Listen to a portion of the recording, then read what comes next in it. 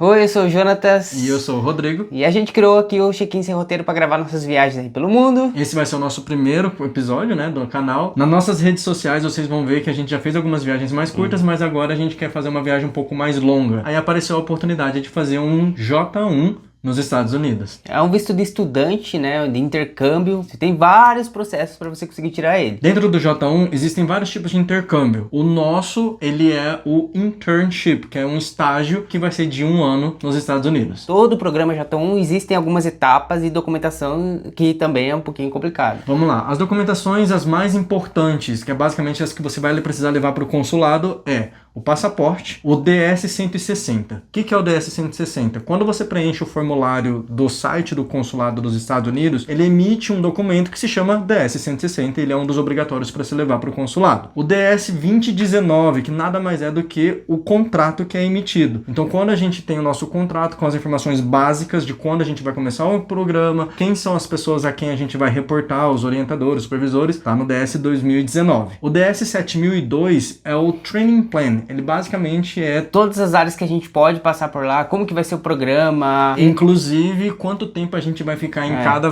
posição. Então tá tudo bem destrinchado durante esses 12 meses que a gente vai ficar lá. E também tem a taxa SEVES. O que é o SEVES? O Sistema de Cadastro dos Estudantes Estrangeiros lá nos Estados Unidos. E tem que pagar uma taxa para eles. Então também tem que levar esse comprovante da taxa SEVES. E por último, dependendo do consulado para qual você vai, você precisa levar uma foto de 5x5 de até acho que 6 meses, se eu não me engano. No nosso caso, como a gente foi em Porto Alegre, a gente precisou levar. Então depois a gente separou a documentação e tudo mais. Eu fui antes no consulado, já tava aquela ansiedade, falei pro Rodrigo que eu tava estudando pra caramba as perguntas. Saiu 2 da manhã, cheguei 5 da tarde lá. Daí já fui descansar no hotel, dei mais uma revisada na documentação. E é isso, chegou o grande dia, peguei o Uber, fui lá pro consulado. Chegando no consulado já teve os carinhas lá que falam pra você guardar seus celulares, equipamentos eletrônicos, que você não pode entrar lá com isso. E foi mais ou menos isso o processo de chegar até lá. A gente ouviu dizer que lá era mais tranquilo, né? Não só isso, também a vantagem de ser só um dia. Então, como a gente teria que arcar com os custos da cidade quando a gente fosse pra lá, Porto Alegre era mais barato porque era só um dia, ao contrário de São Paulo e outros lugares. Então, quando eu fui, o Jonathan já tinha voltado, né? Então, eu fui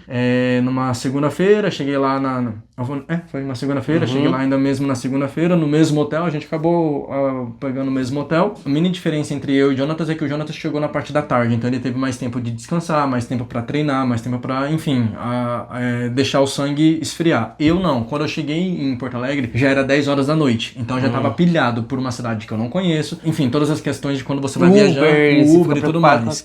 O hotel foi de boa, foi tranquilo, e aí agora a gente vai partir pro durante. Como é que foi a entrevista? O Jonathan vai explicar como é que foi a entrevista dele, né? Todo o processo de quando ele chegou no consulado, e depois eu explico como é que foi a minha, porque a gente foi em dias separados. Então, no meu processo, no dia lá, tinha filas separadas por horário. Ali na fila você só entrega o passaporte, o DS-160. Por exemplo, uma coisa que eu fiquei preocupado era os meus brincos. Quando eu cheguei lá na segurança, eles ficaram bem criteriosos, dizendo que metal não entra, que isso não entra, que aquilo não entra. Eu falei, meu Deus, meus brincos. Mas não, eu tirei meus brincos e perguntei pra eles, que eu preferi perguntar, né? Eu falei, tem algum problema? Eles, não, o brinco não tem... Você passa na porta ali, parece que você já tá nos Estados Unidos, no aeroporto. Mas diga-se de passagem, uma vez eu ouvi dizer que embaixadas e consulados, as leis que estão lá dentro daquele terreno, daquele prédio, não são as mesmas do Brasil. Então, eu acho que sim, tem um pouquinho dessa questão de você estar em outro país quando você tá num consulado ou numa embaixada. Inclusive, a minha blusa, o cara pediu depois pra revisar.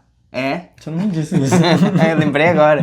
Ele pediu pra revisar meus bolsos. E daí eu revisei e tal, dele. Tá, mas não tem nenhum outro bolso? E tem o bolso interno da blusa. Daí eu peguei o bolso interno da blusa e mostrei. Daí o outro bolso interno e mostrei. Dele, tá, tudo bem. Você depois que passa pelo detector de metais, você chega numa sala onde vai ter uma moça sentada no balcão, ela vai pedir os documentos, vai já fazer algumas perguntas bem basiquinhas do tipo, pra você saber pra ela saber se você tá alinhado com o visto que você tá tirando, né? Por exemplo, pra mim, acho que pra todo mundo, né? Mas pergunta assim, você já foi pros Estados Unidos? E aí no meu caso eu tive que sim, já fui. Aí ela falou, qual foi a última vez, qual foi o visto da última vez? Eu falei, o C1D, que era de tripulante navio, né? Aí ela falou assim, é o mesmo visto? Eu falei, não, ela é outro, né? Eu falei, Ela só emitiu um adesivo, uma etiquetinha, coloca lá atrás do passaporte e te libera. Aí eles colocam dentro de uma bolsinha plástica toda estragada lá, mas enfim, eles colocam as coisas dentro de uma bolsinha plástica e falam, não tira seus documentos dentro dessa bolsa porque é os principais que você vai ter que apresentar na entrevista. Eu falei, tá bom, beleza. Aí, saindo dali, a gente fica pra uma outra salinha, sentado numas cadeiras. Isso. Não deu nem 5 minutos parado ali. Não. Bem rápido mesmo. Nessa outra fila final, digamos ali, que ela já vai falar que vai ser a digital.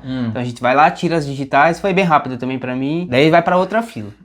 É importante também falar que nesse momento das impressões digitais, a moça confirma o seu e-mail. Porque uma coisa que é diferente pra nós agora, a gente já tinha visto outros vídeos no YouTube de pessoas que tinham feito esse visto e todo mundo comenta que em Porto Alegre você já faz o pagamento da taxa de reciprocidade ali mesmo. Só que no nosso, da nossa vez pra frente, eu não sei se faz muito tempo, mas enfim, você não faz mais o pagamento, quando o visto é aprovado, você não faz mais o pagamento no consulado, você recebe o pagamento via e-mail. Então é importante dizer que no momento que a gente tira as digitais, a moça confirma seu e-mail, porque você vai receber sua taxa de reciprocidade ou qualquer outro contato por e-mail. Saindo dali, aí você vai pra outra fila, que daí é a entrevista. Também foi bem rápido, tinha uma pessoa que tava tirando o mesmo visto na minha frente, que era o J1 também. Eu acabei ouvindo pouquinha coisa, não dá pra ouvir muita coisa não, tá? E daí chegou minha vez, na minha vez foi também muito tranquilo, só que eu não tava escutando direito porque era muito baixinho. Perguntas básicas foram: pra onde você tá indo? Quem que vai pagar por essa sua viagem, pelo seu intercâmbio?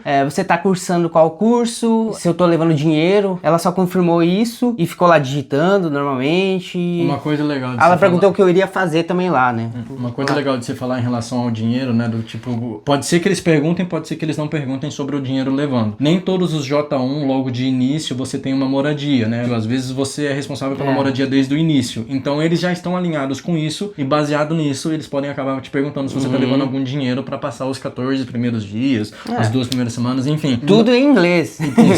Esqueci desse detalhe. Quando eles perguntam sobre o dinheiro, tanto com o Jonatas quanto comigo, eles não pediram uma comprovação. Eles só perguntam, você tá levando? Se você falar que sim, então tá bom. Eu levei, por exemplo, imposto de renda e extrato bancário também, só pra provar ali que eu tenho um valor ali de $1.000 pra mais, alguma coisa assim. Levei meu MEI também, só pra comprovar que eu tenho algum vínculo aqui no Brasil.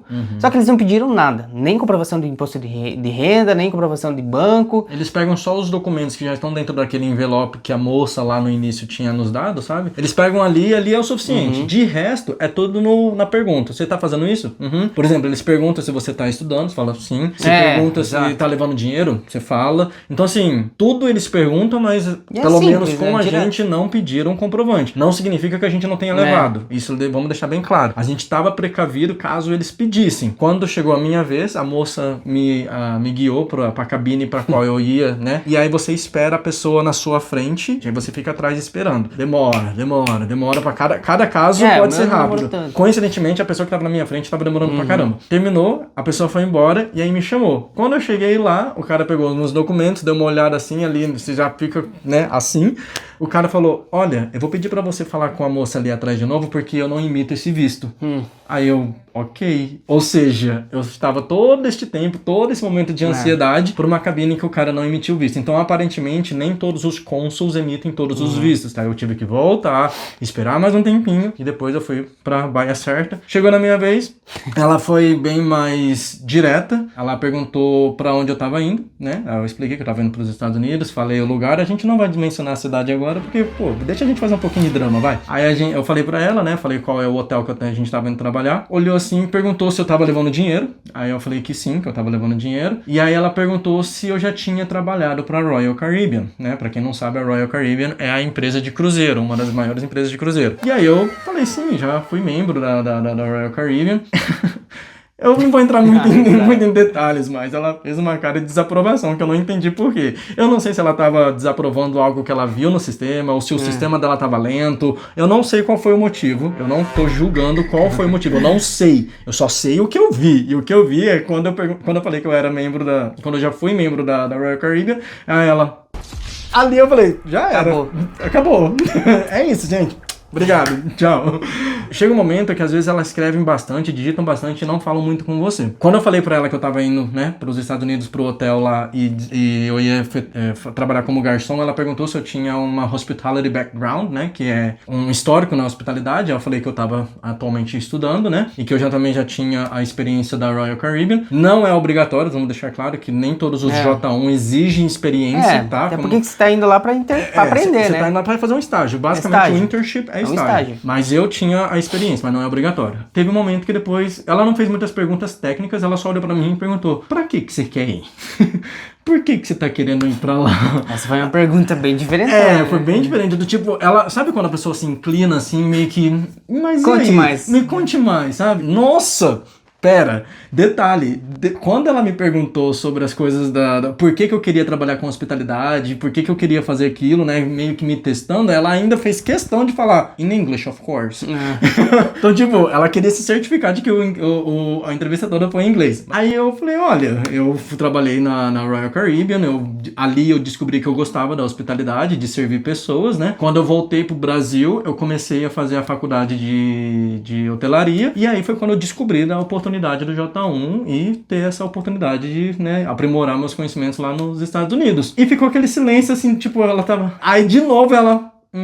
Então tá bom. Tipo, mano, ali eu falei, já era, gente, obrigado. Foi bom enquanto durou. Mano, eu tava muito nervoso, muito nervoso. Na hora de encerramento é igual, tanto pra mim quanto pro John. Então, depois dela responder, dela preencher e tudo mais, ela vai, no nosso caso, ela deu um papelzinho lá, fazer análise das redes sociais. Ela fala, ela orienta que deixa todas as redes sociais abertas, públicas, pra eles investigarem, pra avaliarem. Não sabemos o que é, esse é um processo que começou recente. Quando eu entrei no site do consulado pra entender melhor sobre essas redes sociais, eu vi lá que desde dia 25 de março, o atual governo, eles criaram essa... Eu não vou dizer se é uma lei sancionada, enfim, mas enfim, é um novo protocolo que os consulados, né, e a embaixada estão fazendo, que é pedir para que as redes sociais estejam abertas, né? Eles batem muito nessa tecla, teve pelo menos umas 2 vezes ao longo da entrevista que eles batem na tecla falando suas redes sociais. Inclusive eu lembro dela ter me perguntado se no formulário, quando você preenche o formulário do DS60, eles já pedem as suas redes sociais para você deixar lá. E lá na entrevista ela me perguntou, no DS60 você deixou suas redes sociais? Eu falei que sim. Aí ela perguntou, estão públicas? Sim. Então eles estão muito criteriosos com isso, né? É uma decisão do atual governo para eles verificarem o que você posta e tudo mais. É sobre isso. Daí beleza, então peguei, não tem prazo para isso ocorrer, falam de 1 semana, 2 semanas, 1 mês. A análise do processo administrativo. Voltei pro hotel e voltei pra cidade, voltei pra Curitiba, demorou mais um tempão, peguei um ônibus demorado pra caramba. Então nisso cheguei em Curitiba, o meu processo não tava andando e tava lá em processo administrativo do Rodrigo. Quando chegou a minha vez, lembrando que quando eu fui, eu já tinha ido depois do Jonatas, então ele já tinha me dado alguns feedbacks que eu já fui minimamente mais preparado. Quando ela me entregou o papel do processo administrativo devido às redes sociais, dei uma de João sem braço e perguntei, isso é uma aprovação ou uma negação? Ela olhou e falou assim, eu não sei, a gente ainda precisa analisar suas redes sociais. Aí eu falei, beleza, né? Peguei meu papelzinho, enfim, voltei pro hotel, mesmo esquema também. A diferença é que, no meu caso, quando eu ainda estava voltando pra Curitiba, eu tava lá no Graal, lá no meio da estrada, voltando pra Curitiba, eu já tinha recebido a minha devolutiva no e-mail. E eu já tinha sido aprovado, já com o e-mail da taxa de reciprocidade, que é de $102 atualmente, né? Não sei em que momento você tá vendo esse vídeo, pode ser que possa ter aumentado, mas atualmente é $102. E eu tinha 48 horas pra fazer o pagamento. Então ali eu tava todo eufórico e eu pensei, não, deixa pra quando eu chegar em Curitiba com o Jonatas, a gente vê isso com calma. E o meu... demorou mais uns 3, 4 dias e foi recusado. Não sabemos o motivo, não sabemos o porquê. No momento enquanto a gente grava esse vídeo, a gente ainda tá esperando os passaportes voltarem, né? Tanto o meu quanto o dele. Não sei se vai ter alguma carta que fale alguma coisa errada. Que dizem que vai ter alguma carta, né? Mas assim, a gente ainda tá aguardando, né? É isso. A gente vai aguardar chegar o passaporte e ver o que vai fazer. Quando eu cheguei em Curitiba, o meu já tinha sido aprovado, a gente ainda não sabia que o dele tinha sido recusado. O meu demorou uns 7 dias, né? Demorou bastante pra ter uma devolutiva no sistema, que lá no papel branco tem todos os dados, o e-mail que você entra pra você saber. E eu mandei e-mail pro consulado cobrando, porque o nosso programa vai começar. E eles não te proíbem de fazer isso, pelo contrário, eles te influenciam. Eles falam, se você quiser saber sobre o status do seu visto, pode mandar um e-mail, porque até então no documento não fala se existe um prazo, né, que você tem que... quando a gente conversou com a nossa agência aqui, né, que tá nos agenciando pra esse intercâmbio, eles disseram que teve casos de levar um mês para receber receber a devolutiva e mais um mês para o passaporte chegar. Não tem como saber. Mas também teve casos que, igual o meu, que no mesmo dia já teve resultado, eu já fiz o pagamento, só que ainda, no momento desse vídeo, a gente ainda não recebeu os passaportes. Então meu visto ainda não chegou e o passaporte dele sem o visto, né? Também ainda não chegou. Então a gente tá aguardando ainda pra ver como é que vai ser. Então agora eu vou aguardar aqui chegar o passaporte, já tô conversando com a agência aqui pra avaliar se eu vou pra São Paulo, Brasília, não sei, tentar novamente. A questão é, vamos tentar de novo, né? Ele vai tentar de novo. E eu tô esperando o meu. Então, assim, uma coisa que a gente vai ser bem honesto, a gente não tem as respostas do que a gente vai fazer daqui pra frente. Por quê? Existe a possibilidade de eu ir primeiro, porque o contrato do DS 2019, pra nós, é a mesma data. Então, assim, a gente ainda vai ver como é que a agência vai se comportar, como é que o nosso patrocinador vai se comportar. Dando minimamente de detalhes do como o nosso intercâmbio funciona, temos 3 instituições. A nossa agência, o patrocinador e o hotel onde a gente vai trabalhar. Então, o hotel ditou a data, o patrocinador fez o documento. Então, assim, a gente vai ver agora como é que esses dois vão se conversar com as datas do Jonatas. E com a minha também. Porque o visto dele não chegou ainda. Não chegou ainda. Então, o programa já começa semana que vem. Dia 2 de agosto. Enquanto a gente tá fazendo esse vídeo, o programa já vai começar daqui uma semana. Não tem nem como... Nossa, é verdade, nem eu tinha semana que vem.